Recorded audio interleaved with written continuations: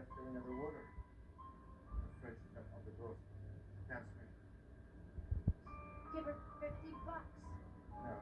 Don't bring back.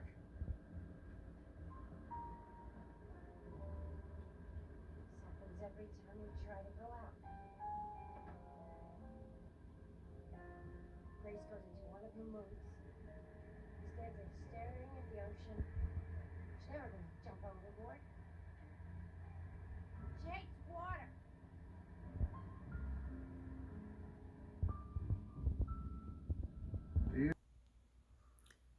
So you can clearly see here that this is the Seanote, our famous 58-foot Chris Craft Roamer, 1970 icebreaker, known as the icebreaker now.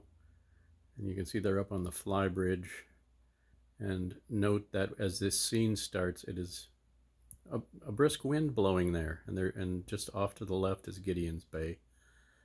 The reason this whole thing looks so weird is because I am shooting this on my phone, looking at my 10-foot 4K Sony projector screen.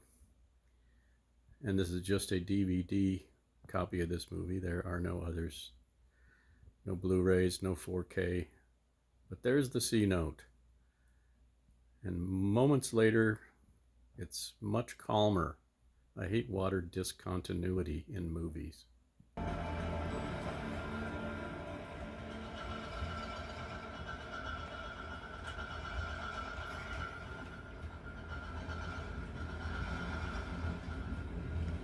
Now note here, it's way calmer, and they have moved about a mile down and are now past the next point from where they are.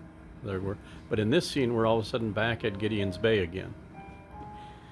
Excelsior Beach is just barely visible in the upper left there. And now we've jumped ahead a mile again, past the point that's out just past where Tonka Bay Marine is, and that's the little edge of Big Island that comes closest to the shore right there. But at least you get to see the Seanote. Up, if you could see it more clearly up there, up to the left would be the Narrows Bridge. And now looking back here, that's that same point.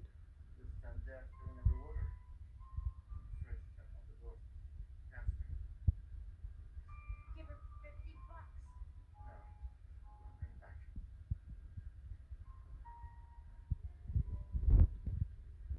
every time we try to go out. Grace goes into one of her moods. Instead of staring at the ocean. So now you can see on the upper left there, that's Big Island. She hates water.